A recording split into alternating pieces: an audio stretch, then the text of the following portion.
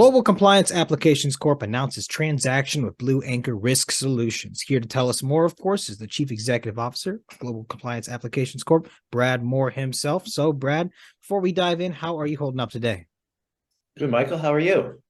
Doing pretty well, and this is a big milestone for you guys, but from my understanding, the LOI was kind of put in place back in January.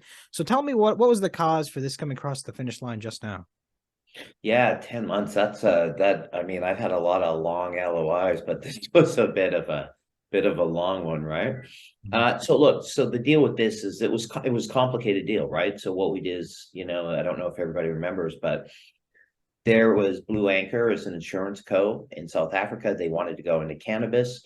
They particularly wanted to go into cannabis specifically if cultivators were using our software, so they would have a better vision on what they were doing and feel better, basically writing against the policies. To go into that, they came to us about partnering with them. So we posted up some stock to expand their sale captive, their insurance book.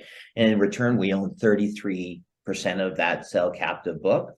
Okay. And the other side of it is we also make revenue on the Affixi software from cultivators. Wonderful. So then now dive a little bit deeper into that license revenue. Yeah, so I don't know if everybody saw, so in the press release or you saw there's a thing about Affixi Africa. So that's a co-owned entity, even though it's got our brand on it, and it's 100% owned by Blue Anchor 420. And we basically had to do that because legally you can't put a liability on the cell captive. The whole point of the cell captive is to pay out insurance claims if required, right? And so I sit on the board where GCAC is a 133% owner of the cell captive of Blue Anchor, but I sit as a director on the board of Affixi. And so Affixi Africa, is going to be licensing, is essentially on the hook to GCAC for 230,000 USD. And since I sit on the board of that, you can be pretty sure that money's getting paid. Fair enough. So when can people expect to hear more about this announcement? Yeah, so what we'll do is we'll finalize so that transaction was closed, then we'll move to close. We'll do a little bit more. I reached out to you about us. We should be talking about this because it's really old. There's a lot of dust on that LOI, right? And I think it made a lot of sense to dust it off. Look, this is probably the deal. We take a lot of heat about deals where we're not getting the cash up front and all this kind of stuff. But this is one of those deals, Michael. It's like where I'm just not getting SaaS licensing, and I'm also owning part of a cell captive. And that cell captive has been going out and selling, right? It's got a whole bunch of contracts against it already. So we're already starting to train South African cultivators on how to use Affixi. So it's all coming together.